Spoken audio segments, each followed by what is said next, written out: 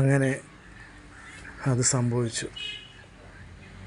വീട്ടിലെ ഏറ്റവും പഴക്കം ചെന്ന മരമായ മാവ് മുത്തശ്ശി മുറിക്കപ്പെട്ടു. എതിർപ്പുകളൊന്നും തന്നെ ഫലം കണ്ടില്ല.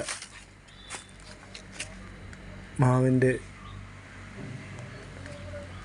10 മീറ്റർ മുകളിലുണ്ടായിരുന്ന ഒരു ചെറിയ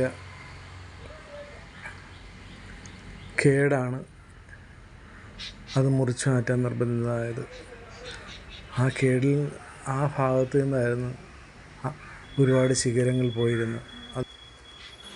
ഈ ശിഖരങ്ങളെല്ലാം തന്നെ കേന്ദ്രീകരിച്ചിരുന്ന ഭാഗത്തിന് താഴെയായിട്ടായിരുന്നു ഈ കേട് വന്നത്.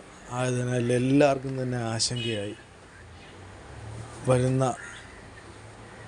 വരാനിരിക്കുന്ന മഴയിലും കാറ്റിലും ഈ മുത്തശ്ശിമാവ് വീണു പോവുക, അത് അപകടങ്ങളുണ്ടാക്കുക എന്നുള്ള ആശങ്കയിലാണ്, അമിതമായ ആശങ്കയെന്ന് വേണേൽ പറയാം. ആ ആശങ്കയിലാണ് ഇതിപ്പം മുറിക്കപ്പെട്ടത്. ശുശ്രൂഷിച്ച് ഭേദമാക്കാവുന്നതായിരുന്നു എന്ന് മുറി വീണ് കഴിഞ്ഞപ്പോഴാണ് മനസ്സിലായത്. എന്തായാലും കുട്ടിക്കാലത്തെ ഒരുപാട് ഓർമ്മകൾ ഈ മുത്തശ്ശിമാവുമായിട്ട് ബന്ധപ്പെട്ടുണ്ട്. ഈ മുത്തശ്ശിമാവിൽ കയറി ആലപ്പുഴയിലെ റേഡിയോ നിലയം വരെ കാണാനായിട്ട് ഈ മുത്തശ്ശിമാവിൻ്റെ പൊക്കത്തിൽ കയറാറുണ്ടായിരുന്നു. ആ മുത്തശ്ശിമാവിൻ്റെ ചില്ലകളിൽ കയറിയിരുന്ന് താഴേക്ക് നോക്കുമ്പോൾ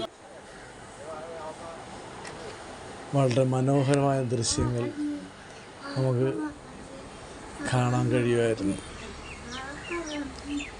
അതൊക്കെ കുട്ടിക്കാലത്ത് ഭയങ്കര ആവേശം തരുന്നൊരു ദൃശ്യമായിരുന്നു.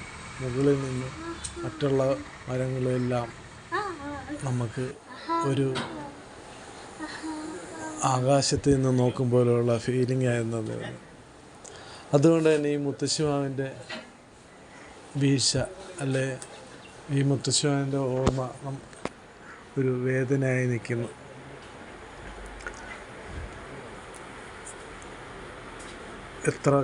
ഒരുപാട് പേർക്ക് മാമ്പഴം തന്ന മുത്തശ്ശിമാവ് ഒരിക്കലും നമുക്കിങ്ങനെ ഒരു മാവിനെ ഒരു മനുഷ്യായുസ്സിൽ വെച്ച് പിടിപ്പിച്ച് ഇത്രയും വലുതാക്കിയെടുക്കാൻ പറ്റുമെന്ന് തോന്നുന്നില്ല.